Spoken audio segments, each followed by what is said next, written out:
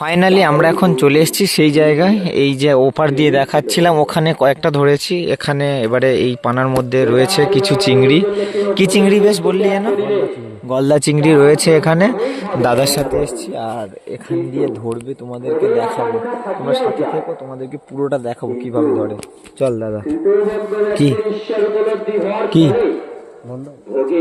ও বন্ধ করো। বিড়িটা যত আড়াল করে রাখতেছে। তো গাইস, এই দাদা এখন লাফছে।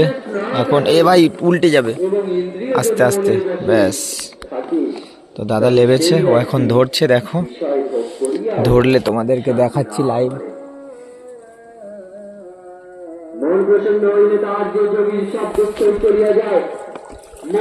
পেয়েছিস?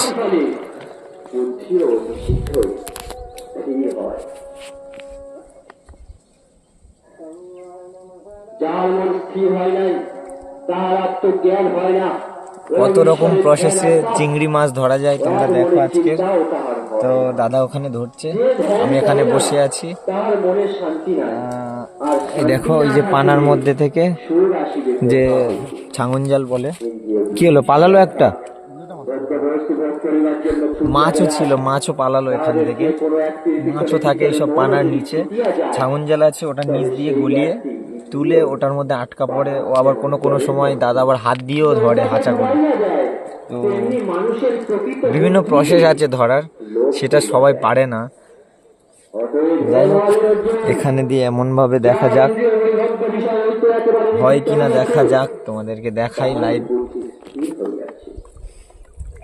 সাধারণ লোকের যাহা রাত্রি সংযম যদি তাহাতে জাগিয়া থাকে, আবার সাধারণ প্রাণীরা যাহাতে জাগিয়া থাকে, তাহাই মনির পক্ষে রাত্রি। আর এই ডোঙাটা কি দিয়ে বানানো জানো? এই দেখো, বোতল, যে প্লাস্টিকের যে বোতলগুলো হয়, সেইগুলো জমিয়ে জমিয়ে ডোঙাটা বানানো। সেই ব্যাপারে একেবারে ঘুমাই না থাকে, সম্পূর্ণ উদাসীন থাকে। পড়েছে। তো এই ছাগন জাল তুলে এনেছে, এটার মধ্যে কিছু রয়েছে কি দেখা যাক। আচ্ছা, ছোট ছোট চিংড়ি পড়েছে, বড় চিংড়ি এটাতে হয়নি। তাহাকে বিচলিত করিতে পারি না, কিন্তু প্রকৃত শান্তি পান। কিন্তু যেভাবে ইচ্ছা করে তার শান্তি হইতে পারে না। যে লোক সকল কামনা ছাড়িয়া দিয়া, আকাঙ্ক্ষা অহংকার মমতা ত্যাগ করিয়া বিষয় ভোগ করে, তিনি প্রকৃত শান্তি লাভ ও মুক্তি লাভ করে। হে অর্জুন, এইরূপ অবস্থাকে ব্রহ্ম জ্ঞানের চরম অবস্থা, অথবা জীবিত থাকিয়া ছোট ছোট অবস্থা বলে। খুব ছোট ছোট জ্ঞান একবার জন্মিলে আর মানুষ সংসার মোহে জড়াইয়া পড়ে না। মৃত্যুকালেও যদি এই জ্ঞান চলে। অনেকগুলো কুচু কুচু মাছ পড়েছে দেখো, এগুলোকে সব ছেড়ে দেওয়া হবে। আর এইগুলো কুচু কুচু চিংড়ি, এগুলো কি চিংড়ি বলে? পটকে চিংড়ি বলে, পটকে চিংড়ি। তো এই হাঁপাতে রাখা হচ্ছে, হাঁপার মধ্যে ছেড়ে দে, আমি ঠিক করে নিচ্ছি, ঠিক আছে। এটার মধ্যে অনেক চিংড়ি আছে, ওপারে ধরেছি, খালের ওপার থেকে ধরেছি।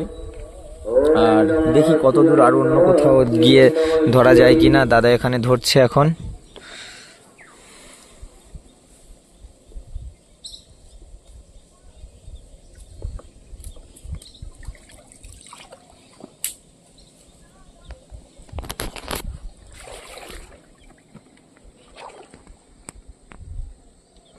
চলো চলো চলো, ঠেলে ঠেলে নিয়ে চলো।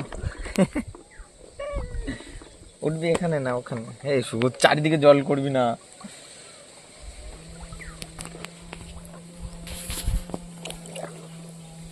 তো এই দেখো, আমাদের খাল, অনেক বড় খাল এটা, ঠিক আছে। তো এই খালের মধ্যে যেখানে যেখানে পানা জমা রয়েছে, সেখানে সেখানে চিংড়িগুলো রয়েছে। আর এটা দিয়ে ধরা হচ্ছে, তোমরা দেখলে ধরার প্রসেসটা কেমন।